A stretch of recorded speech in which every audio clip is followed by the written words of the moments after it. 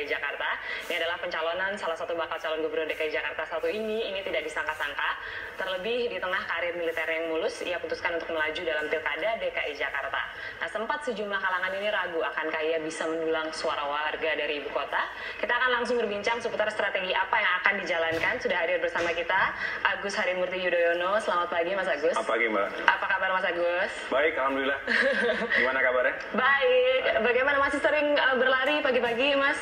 Alhamdulillah, kemarin terakhir di Car Free Day, sambil berlari, menyapa masyarakat, dan juga tentu menjaga kebugaran, karena dalam situasi ini kita harus fit setiap saat. Betul dong, pastinya. Ini karena memang akan berlari gitu menuju untuk kursi atau bangku DKI 1. Insya Allah.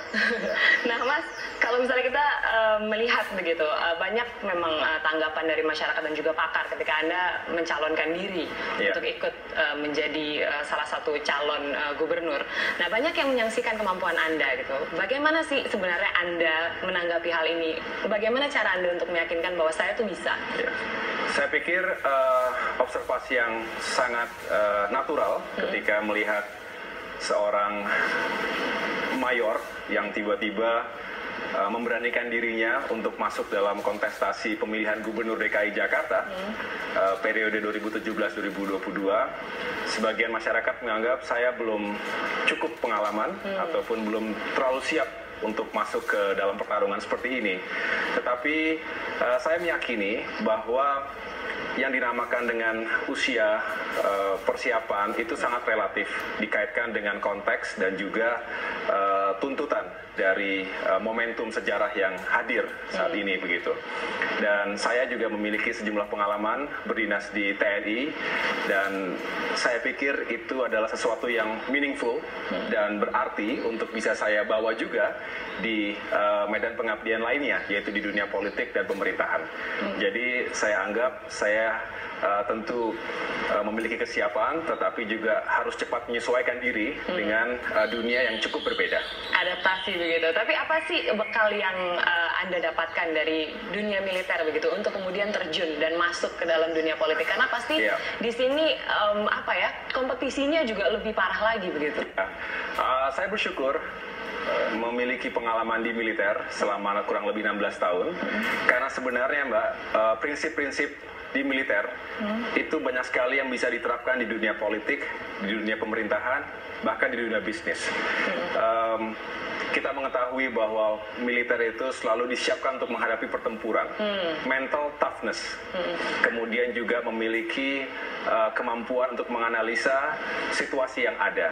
Setiap situasi tentu menghadirkan peluang dan tantangan, dan kita dilatih untuk menyusun strategi dan taktik untuk memenangkan pertempuran. Leadership itu juga sangat penting, kental sekali. Saya tentu dibentuk dan ditempa untuk menjadi pemimpin di militer, untuk memenangkan hati dan pikiran prajurit yang saya pimpin, untuk bersama-sama berada di battlefield. Sehingga tidak mungkin tanpa leadership yang efektif dan tanpa manajemen yang baik.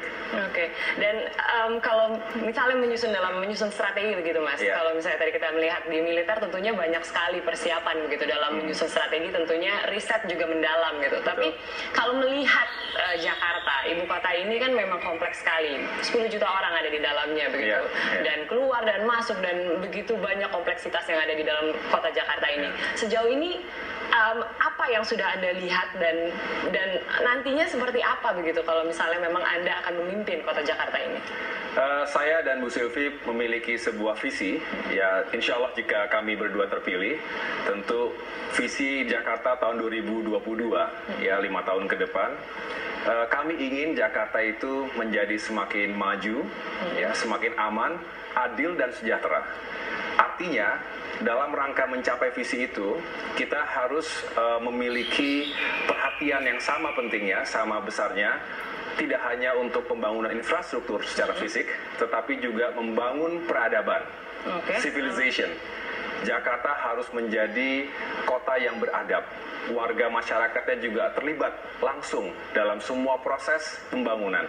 Inilah yang menurut saya menjadi pilar utama, menjadi fundamental dalam membangun kota yang ultra majemuk, yang super sibuk dan kompleks dengan begitu banyak peluang dan tantangannya.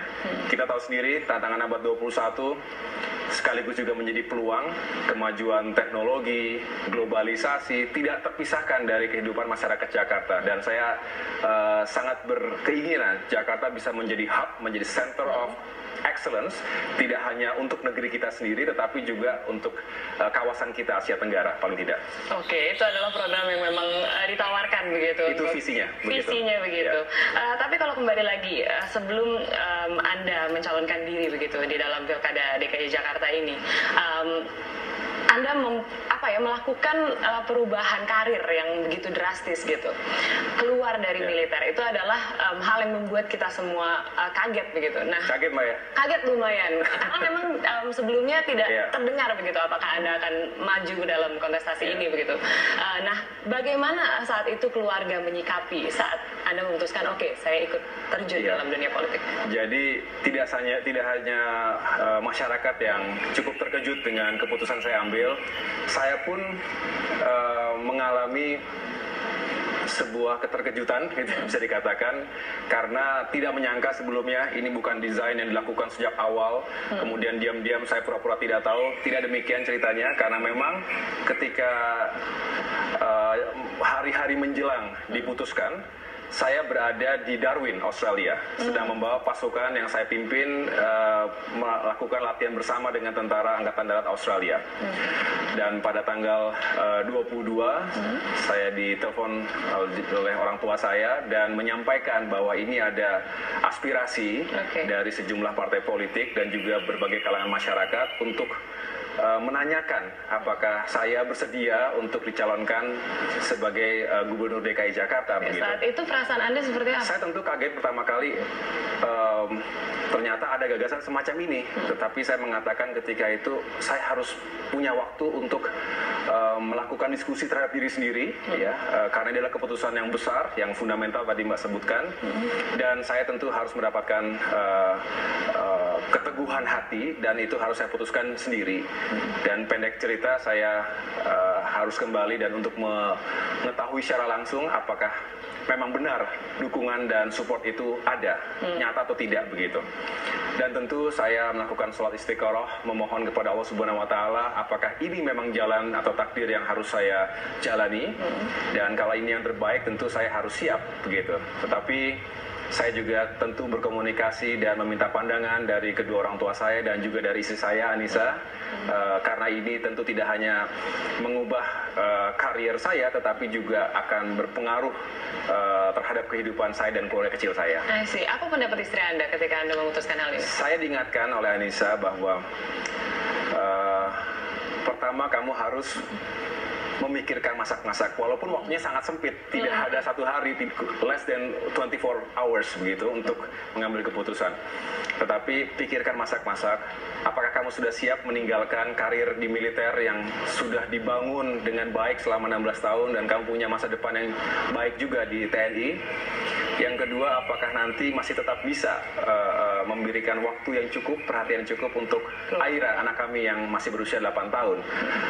Dan kalau kamu bisa menjawab dua itu, tentu saya sebagai istri akan siap mendukungnya. Dan saya mengatakan kalau kekuatan dan kesiapan saya tergantung kekuatan dan support dari istri dan keluarga terdekat. Dan kalau itu bisa diberikan juga, saya insya Allah bisa melakukan itu. Dan restunya akhirnya diberikan oleh istri dan anak Anda. Dan saya penasaran, Mas Agus, nanti ketika Anda memang terjun begitu di dunia politik, Anda melihat panutan dari ayah Anda. Nah, apakah nanti gaya berpolitik Anda dan Pak SBY akan dekat atau sama atau bagaimana?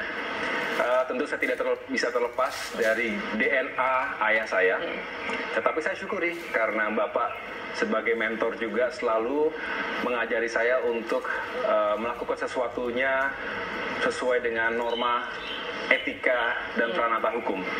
Artinya kita harus berbuat yang terbaik, harus berjuang, karena tidak ada sesuatu yang baik dilakukan tanpa perjuangan. Tetapi di saat yang bersamaan, beliau dan saya meyakini bahwa ada cara-cara yang baik dan benar untuk mencapai suatu tujuan besar. Dan kalau ditanya gaya, tentu saya punya gaya tersendiri. SBY, AHY, dan itulah yang juga selalu disampaikan oleh kedua orang tua saya, termasuk ibu, mengatakan bahwa saat ini adalah kamu yang sebagai aktor.